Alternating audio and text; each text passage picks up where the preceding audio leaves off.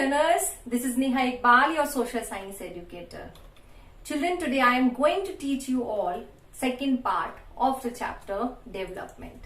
And before starting with the chapter, थोड़ा सा revise कर लेते हैं पिछला वाला कि हमने पार्ट 1 में क्या पढ़ा था. So children, हमने इस चैप्टर की शुरुआत डेफिनेशन से की थी कि डेवलपमेंट मीन्स होता क्या है, और फिर हमने देखा कि कैसे अलग अलग पर्सन के लिए आपका डेवलपमेंट गोल भी अलग होता है. अब इससे हमको ये भी पता चला कि किसी के लिए अगर वो डेवलपमेंट गोल है तो हो सकता है किसी के लिए वही गोल कॉन्फ्लिक्टिंग हो.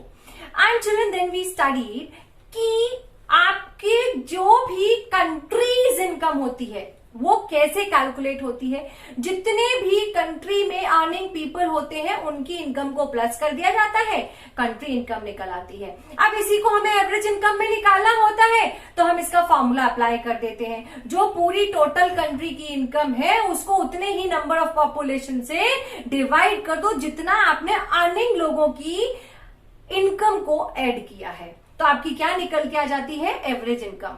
देन वी स्टडीड कि एवरेज इनकम को पर कैपिटा इनकम भी बोला जाता है. फिर हमने देखा कि कैसे on the basis of development countries classified होती हैं. तो कंट्रीज आपकी 3 पार्ट में क्लासिफाइड है, developed, under developed and developing. Children, developed countries के लिए जो क्राइटेरिया है जो वर्ल्ड बैंक ने दिया है, जैसा कि मैंने बताया कि एक कंट्री दूसरी कंट्री से कंपेयर की जाती है ऑन द बेसिस ऑफ पर कैपिटा इनकम. तो ये पर कैपिटा इनकम देता कौन है, ये आपको डेटा कौन प्रोवाइड कराता है, ये डेटा प्रोवाइड कराया जाता है वर्ल्ड बैंक के through.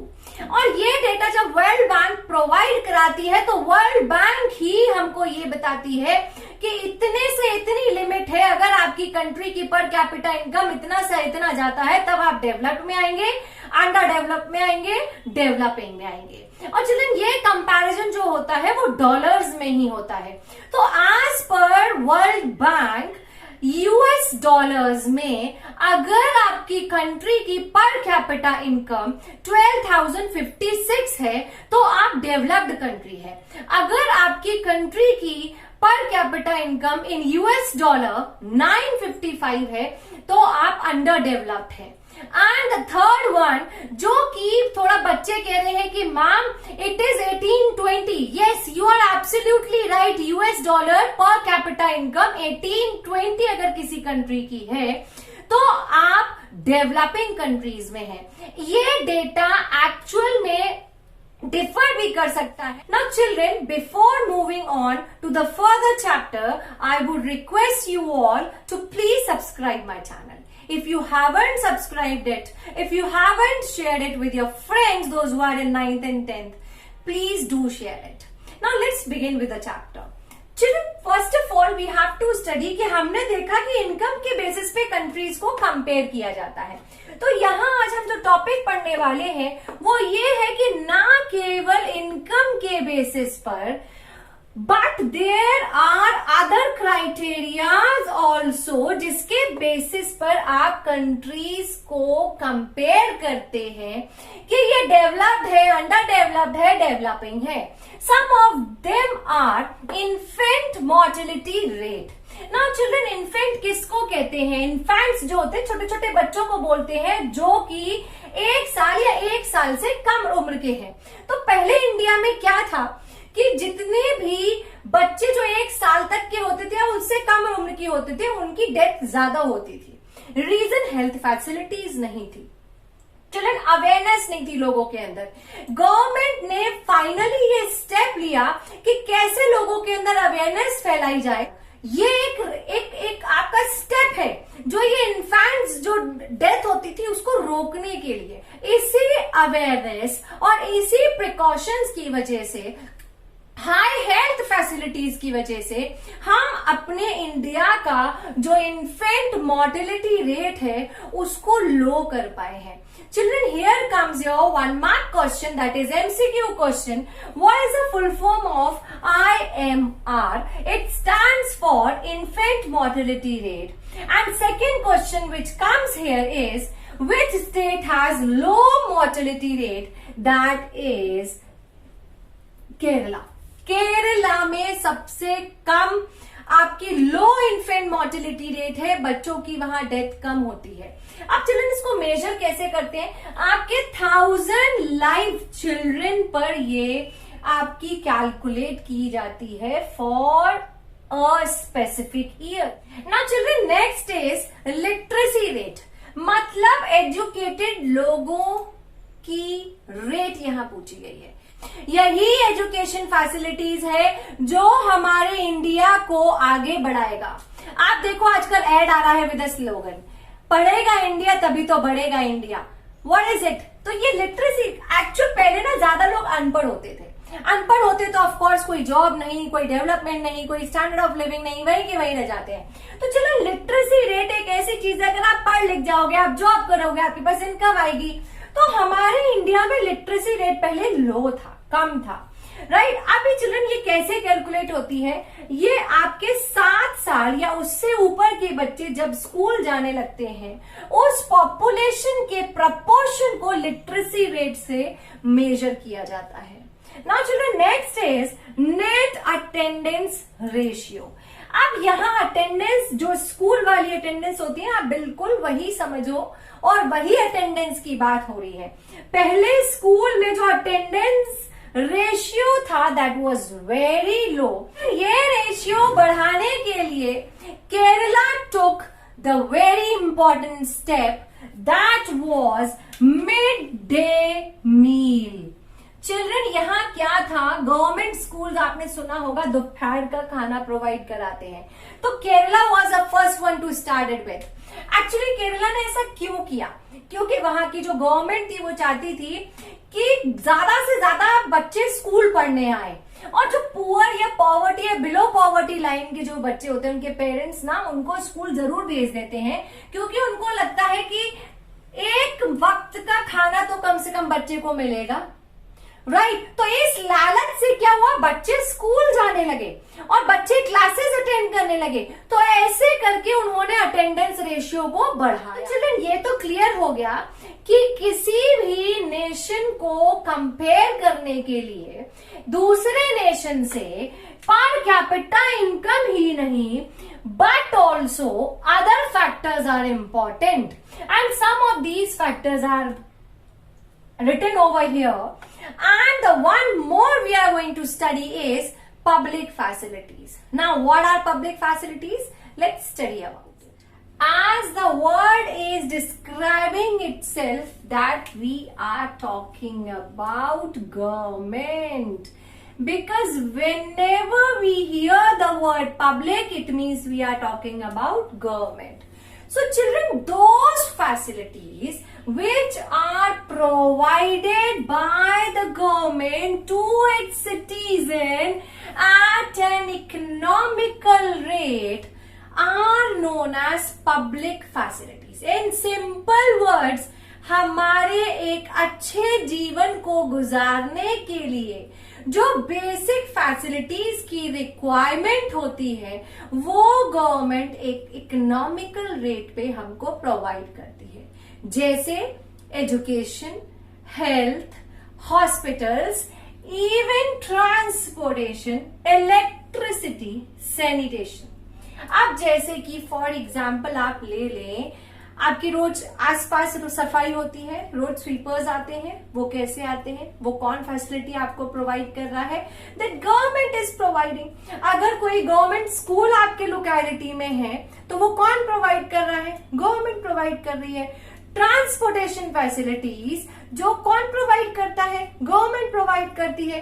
Construction of road, dams, ये सब किसकी जिम्मेदारी होती है? गवर्नमेंट की होती है। फॉर एग्जाम्पल अभी वैक्सीनेशन अभियान चलता है, जहां पर आप देखो आंगनवाड़ी के कुछ लोग होते हैं, घर घर जाके पूछते हैं कोई न्यूली बॉर्न बेबी तो नहीं है, उसको कोई वैक्सीन तो नहीं लगना है, पोलियो ड्रॉप पिलाते हैं।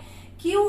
Who provides these facilities? Government provides. तो ये क्या कहलाएंगी? ये कहलाएंगी पब्लिक फैसिलिटीज, राइट। अब ये obviously who provides the public facilities ना? पब्लिक वर्ड से ही पता चल रहा है, government. Here goes your MCQ question कि गवर्नमेंट ही है जो लोगों को फैसिलिटीज प्रोवाइड करती है, स्पेशली उन लोगों को करती है जो अंडर प्रिविलेज्ड होते हैं, जिनके पास सच में पैसा नहीं होता है, इतना भी पैसा नहीं होता है कि वो अपनी नीड्स को फुलफिल कर ले। तो वहां कौन सामने आता है उनकी हेल्प करने? That is government. Right now children, why public facilities? क्यों गवर्नमेंट क्यों प्रोवाइड करती है ये पब्लिक फैसिलिटीज? चिल्ड्रन, हम सबको पता है ये समाज है, ये दुनिया है, ये सोसाइटी जो है, यहाँ पे कई लोग रिच हैं तो कई लोग पुअर भी हैं, तो कई लोग पुअरेस्ट भी हैं। तो चिल्ड्रन, अब रिच जो है वो तो अपने सारी चीजों की फुलफिल कर लेंगे नीड्स, वो अपनी नीड्स को सेटिस्फाई भी कर लेंगे। What about poor people? उनके बारे में कौन सोचेगा? तो उनके बारे में सोचने के लिए सामने आती है गवर्नमेंट। इवन गवर्नमेंट आपको पता है कि किस चीज में हेल्प करती है?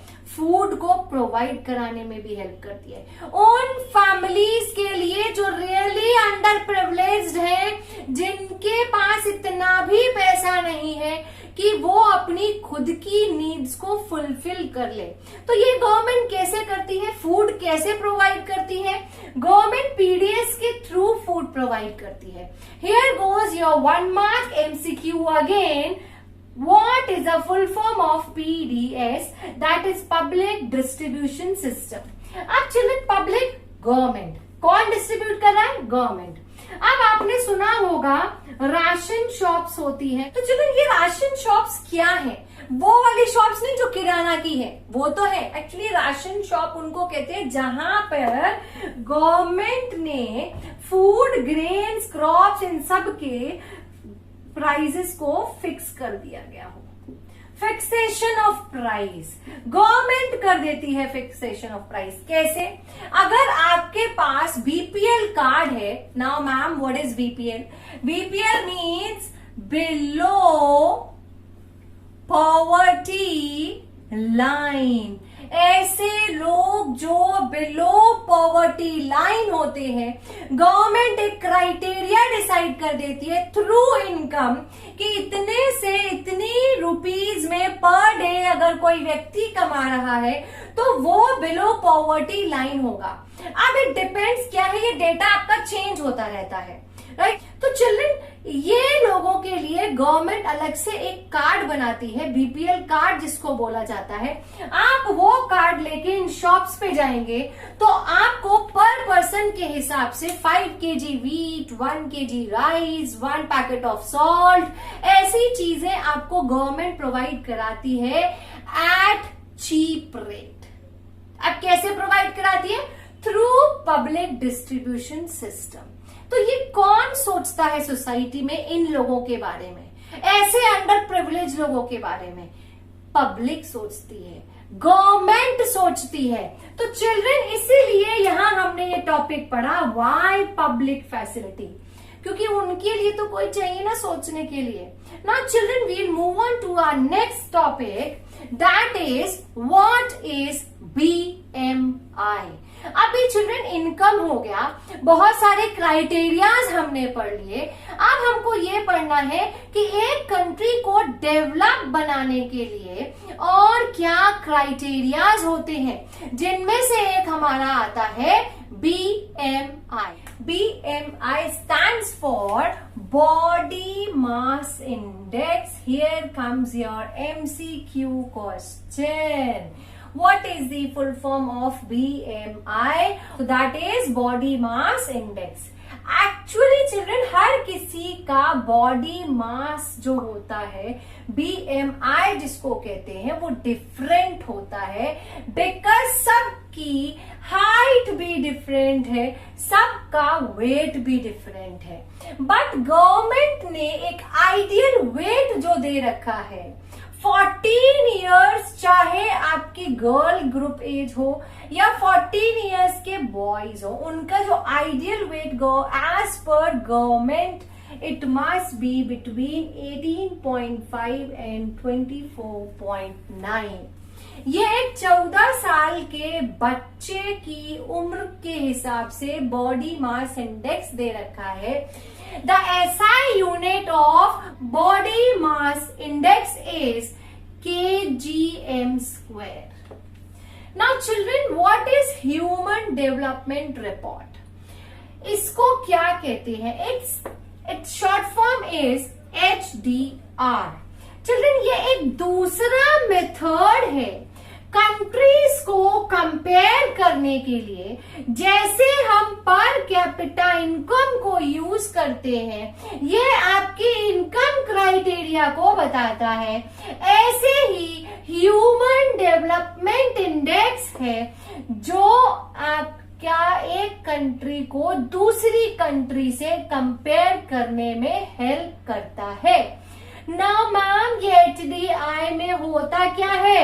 So children, it compares the 3 things. ये 3 चीजों के बेसिस पे कंपेयर करता है किसी भी एक कंट्री को दूसरी कंट्री से। वो आपका है लिविंग स्टैंडर्ड, जिसके अंदर आपकी पर कैपिटा इनकम आती है, जो हम पढ़ भी चुके हैं। दूसरा है आपका हेल्थ स्टेटस, आपकी हेल्थ फैसिलिटीज कैसी है। पहले के लोग ज्यादा मरते थे, रीजन हेल्थ फैसिलिटीज नहीं थी, इलाज नहीं था, मेडिसिन नहीं थी। अब तो चिल्ड्रन सी हॉस्पिटल्स भी कितने मॉडर्नाइज्ड हो गए हैं, न्यू टेक्निक्स है। जैसे पहले ट्यूबरक्लोसिस की दवा नहीं होती थी, अब ट्यूबरक्लोसिस का ट्रीटमेंट है। पहले कैंसर का ट्रीटमेंट नहीं होता था, अब कैंसर का ट्रीटमेंट है। तो इससे क्या हुआ चिल्ड्रन? लाइफ एक्सपेक्टेंसी बढ़ती चली गई, अब लोग ज्यादा जीते हैं। आप क्योंकि सारी चीजों के इलाज सामने है ना, अगर आप बीमार पड़ते हो दवाइयां हैं, हॉस्पिटल्स हैं, आप इलाज कराइए, ट्रीटमेंट कराइए। लेकिन पहले ऐसा नहीं था। तीसरा जो आता है वो है एजुकेशन लेवल। एजुकेशन लेवल में हम 2 चीजें ऑलरेडी पढ़ चुके हैं, एक लिटरेसी रेट और दूसरा आपका अटेंडेंस रेशियो। लिटरेसी रेट 7 साल का बच्चा या उससे ऊपर का बच्चा जब स्कूल जाने लगता है, तब वहां पर उस बच्चे को लिटरेसी रेट में काउंट किया जाएगा। ऐसे ही अटेंडेंस रेशियो के साथ है। अटेंडेंस रेशियो आपका 14 से 15 साल तक का बच्चा आपका जो स्कूल में एनरोल हो जाता है और स्कूल अटेंड करने लगता है। तो चिल्ड्रन, ये जो HDI है, ह्यूमन डेवलपमेंट इंडेक्स, ये कंट्रीज को 3 बेसिस पे कंपेयर करता है। The first is living standard, income होगी तो अपने आप लिविंग स्टैंडर्ड बढ़ेगा, health status, and the third one is education level. So children, ये जो रिपोर्ट देता है ह्यूमन डेवलपमेंट इंडेक्स की, ये कौन देता है? This report is published by United Nations Development Programme. Here comes your another MCQ. What does UNDP stand for? United Nations Development Program. अब यहाँ पर already I have told you कि countries को कंपेयर किया जाता है education, health and per capita income के basis पर। And children, as per the report which was given by UNDP in 2018, India stands or India ranked 130th in the world. So children, यहाँ हमने देखा कि कैसे एक कंट्री को दूसरी कंट्री से कंपेयर किया जाता है कि कौन सी कंट्री आपकी डेवलप है, डेवलपिंग है या अंडर डेवलप्ड है। हम सिर्फ इनकम को एक क्राइटेरिया नहीं बना सकते, जबकि इनकम के ही बेसिस पे कंट्रीज को कंपेयर किया जाता है। और भी अदर क्राइटेरियाज हैं आपके कंट्रीज को कंपेयर करने के लिए, जिसमें से हमने पढ़ लिया infant mortality rate, literacy rate, net attendance ratio, public facilities, BMI and human development report, जो कि आपको क्या बताती है? Human development index. यह रिपोर्ट प्रोवाइड कौन कराता है? UNDP कराता है। और यही UNDP जो रिपोर्ट बताती है वो ये बताती है कि कैसे एक कंट्री दूसरी कंट्री से आगे है, on the basis of 3 things that are living standard, health status, education level.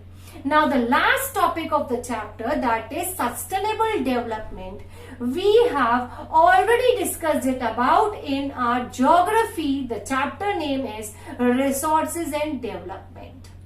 Let's study about sustainable development. Now children, we have to study about sustainable development. अगर आपको और डिटेल में सस्टेनेबल डेवलपमेंट के बारे में पढ़ना है तो आप अभी मेरी रिसोर्स एंड डेवलपमेंट वाली वीडियो देख सकते हैं। मैं उसकी लिंक यहाँ शेयर कर रही हूँ, आप प्लीज इस लिंक पे क्लिक करें और वो वीडियो पूरी जाके देखें। आपको सस्टेनेबल डेवलपमेंट डिटेल में समझ में आ जाएगा। सो चिल्ड्रन, सस्टेनेबल डेवलपमेंट एक ऐसा डेवलपमेंट है जहां हम अपनी प्रेजेंट नीड को फुलफिल करते हैं without compromising the needs of the future generation. Children, ऐसा नहीं है कि अभी हम सिर्फ अपने बारे में ही सोचें और हम अपने अकॉर्डिंग ही रिसोर्सेज को यूज करें, ना, बिल्कुल नहीं। एक्चुअली हमारे जो एंसेस्टर्स थे, हमारे जो बड़े बुजुर्ग थे, उन्होंने भी तो हमारे लिए रिसोर्सेज छोड़े हैं ना, आज हम उनको यूज कर रहे हैं ना, उन्होंने भी किया है। तो यही कंसेप्ट हमारे साथ भी होता है। आज हम भी रिसोर्सेज को यूज करें, लेकिन इतना केयरफुली, इतना सेंसिटिवली यूज करें कि हम अपने फ्यूचर जनरेशन के लिए भी उनको छोड़कर जाएं, वो भी यूज करें। अब ऐसा नहीं है कि हमारे को प्रेजेंट नीड में कॉम्प्रोमाइज करना है, नहीं। सस्टेनेबल डेवलपमेंट ये कहता है कि इस तरीके से आप रिसोर्सेज को यूज करो कि सबका स्टैंडर्ड ऑफ लिविंग रेज हो, रिसोर्सेज फ्यूचर जनरेशन के लिए कंजर्व रहे, हम सेव करके चले और उसके साथ साथ डेवलपमेंट भी हो। सीधा सा कॉन्सेप्ट है। सस्टेनेबल डेवलपमेंट ये कहता है कि डेवलपमेंट होना चाहिए, हमारी प्रेजेंट नीड्स भी फुलफिल होना चाहिए, हमारा स्टैंडर्ड ऑफ लिविंग भी बढ़ना चाहिए, लेकिन उन रिसोर्सेज को हम अपने फ्यूचर जनरेशन के लिए जरूर संभाल के चलें। नाउ चिल्ड्रन, सस्टेनेबल डेवलपमेंट क्यों इंपॉर्टेंट है? So children, limited availability of resources. We people know very well कि जो resources हैं वो बहुत कम है, हमको उन्हें बहुत केयरफुली यूज करना पड़ेगा, और अगर हम उनको केयरफुली यूज नहीं करेंगे तो एक वक्त ऐसा आएगा कि वो खत्म हो जाएंगे, राइट, और वो हमारे फ्यूचर जनरेशन के लिए नहीं बचेंगे। चिल्ड्रन, जैसे हमको पता है कोल, पेट्रोलियम, ये सब क्या है? ये आपके वो रिसोर्सेज हैं जो एक दिन खत्म हो जाएंगे। ये नॉन रिन्यूएबल रिसोर्स हैं जिनको आसानी से रीस्टैब्लिश नहीं किया जा सकता। It takes millions of years, सालों साल लग जाते हैं इनको दोबारा से प्रोड्यूस होने में। सो चिल्ड्रन, इनको हमें क्या करना पड़ेगा? केयरफुली यूज करना पड़ेगा। जो मेजर रिसोर्सेज हैं जो हम यूज करते हैं, स्पेशली पेट्रोल, डीजल, कोल, क्रूड ऑयल, ये क्या है? ये कितने इंपॉर्टेंट रिसोर्सेज हैं, और यही रिसोर्सेज हैं जो नॉन रिन्यूएबल रिसोर्स है। ये आसानी से नहीं मिलेंगे। चिल्ड्रन, जिस तरीके से हम रिसोर्सेज को यूज कर रहे हैं, ओवर एक्सप्लॉइट कर रहे हैं रिसोर्सेज। चिल्ड्रन, इस पर्टिकुलर टॉपिक में हमने रिसोर्स एंड डेवलपमेंट में एक स्टेटमेंट पढ़ा था, एक वर्ड याद किया था, दैट वाज दिया, DIA। इसकी वजह से हमको रिसोर्सेज को बचाना जरूरी है।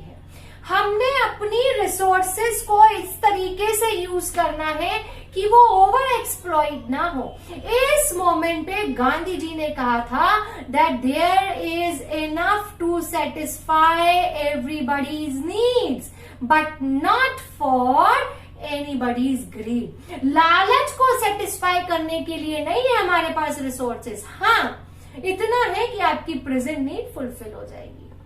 सो चिल्ड्रन, अभी इसके दो एग्जाम्पल आपके बुक में मेंशन किए गए हैं, बताए गए हैं। पहला तो ये कि use of underground water in India. इतना ओवर यूज होता है underground water, specially in Punjab, Haryana, UP, क्योंकि यहाँ ये सबसे ज्यादा एग्रीकल्चरल स्टेट्स हैं, यहाँ सबसे ज्यादा एग्रीकल्चर होता है, तो इट मीन्स यहाँ सबसे ज्यादा इरिगेशन होता है, और excessive irrigation leads to decline in the level of ground water. तो इंडिया में अभी तक 61% of ground water has been declined, कम हो गया है। एंड दूसरा एग्जाम्पल इन्होंने दिया है exertion of natural resources. Natural resources जो हमें प्रकृति ने दिए हैं, जो हमें नेचर ने दिए हैं, वो खत्म होते जा रहे हैं। For example coal, petroleum, diesel, crude oil, क्या ये क्यों खत्म हो रहे हैं? Because we people are over utilising it, हम इनको ओवर एक्सप्लॉइट कर रहे हैं। सो सस्टेनेबल डेवलपमेंट के अंदर, इस टॉपिक के अंदर, in your book they have given two example. The one example of ground water in India and another example is exhaustion of natural resources. So children, here is the end of the chapter, and before saying bye, I would like to share a very important news with you all. Now children, you can find my notes in the description box. I have started sharing my notes in the description box. अभी आपके resources and development की मैंने link दे दी है, आप वहां से notes को access कर सकते हैं. And children, I have also started sharing the link for my playlist. कई लर्नर्स को नहीं मिलता है, पार्ट 1 नहीं मिल रहा है, पार्ट 2 नहीं मिल रहा है, पार्ट 3 नहीं मिल रहा है, तो अब आपको सारे पार्ट्स मिलेंगे. You just have to access that link in the description box. आप क्लिक करें उस लिंक पर और आपके सामने पूरी प्लेलिस्ट आ जाएगी. And children, as I have promise कि मैम अब आपके साथ नए नए एंटरटेनमेंट वाले वीडियोज लेके आने वाली है. So stay tuned for my channel and keep waiting for my entertainment videos which really going to help you a lot. अब नेहा मैम आपके साथ एक एक्स्ट्रा इंफॉर्मेशन के थ्रू आएगी, बहुत सारी इंफॉर्मेशन आपके साथ शेयर करेगी, आपको मोटिवेट भी करेगी, आपके साथ नई नई चीजें भी शेयर करेगी.